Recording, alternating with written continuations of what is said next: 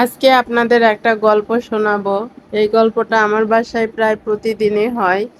যেটা হলো, যদি আয়েশার কিছু হয় বা আমার ছেলের কিছু হয়, তাহলে সম্পূর্ণ দোষটা আমাকেই দেওয়া হয় যে আমার কারণে এই দোষটা হয়েছে বা এটা হয়েছে, অসুখ হয়েছে, পেটের অসুখ বা যেটাই হোক, আমাকেই দোষারোপ করা হয়। কিন্তু এটাতে আমি যে কি পরিমাণ কষ্ট পাই তা আমি জানি, আর আমার একমাত্র আল্লাহ জানে। আমি হয়তো অন্য কাজ মনোযোগ দিয়ে করি না, আপনারা ব্লগ ভিডিও দেখলেই বুঝতে পারবেন যে আমার কাজ অত গোছালো না, অত ভালোও না। কিন্তু আমি দুই বাচ্চাকে সর্বোচ্চ চেষ্টা করি আমার দিক থেকে ওদেরকে ভালো রাখার, ওদেরকে সুস্থ রাখার, সব কিছু দেওয়ার। তারপরেও দিন শেষে আমিই দোষী হয়ে যাই, কেন জানি না যে এরকম হয় আমার সাথে। মানে কি বলবো, যাই হোক, আজকে সকালে ও ঘুমাচ্ছে, দিয়ে আমি উঠে যেয়ে থাল বাসন মাজছি। তো ও কি ঘুম থেকে উঠে ওখান থেকে করে আমি চলে আসি। তো আজকে মশারিটা আমার গুজা হয়নি, এটা আমার ভুল হয়ে গেছে। মশারি গুজলেও ও যদি আসে, তো মশারিটা, এখনকার মশারি আপনারা ভালো করেই জানেন যে ম্যাজিক মশারি অনেক হালকা, মানে ওই আসলেই পড়ে যায়। তোই যদিও আমি গুজতাম, জানি না কি হতো।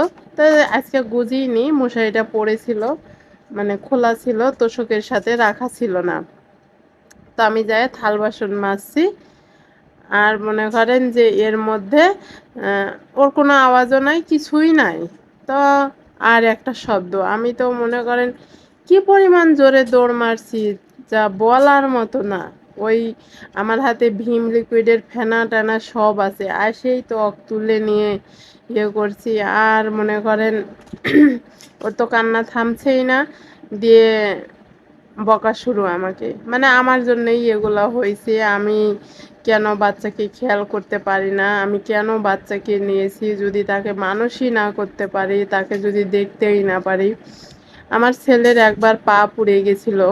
আচ্ছা বলেন তো, কোনো মা কি ইচ্ছে করে কোনো বাচ্চার ক্ষতি করে? আমার তো মনে বলে না করে।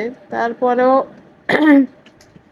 ভুল হতেই পারে, মানুষ মাত্রেই ভুল হবে, তাই বলে আপনারা, আপনার যে আমার ভিডিওটা দেখবেন, কোনো দিন আপনি আপনার বাচ্চার মাকে দোষারোপ করবেন না।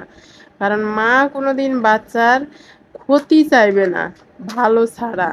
প্রতিটা মাই চাইবে যে তার সন্তান দুধে ভাতে থাক, এটাই চাইবে। তো তারপরেও আমি যতই চেষ্টা করি, দিন শেষে আমি দোষী হয়ে যাই যে না, আমি পারছি না, আমি হচ্ছে না।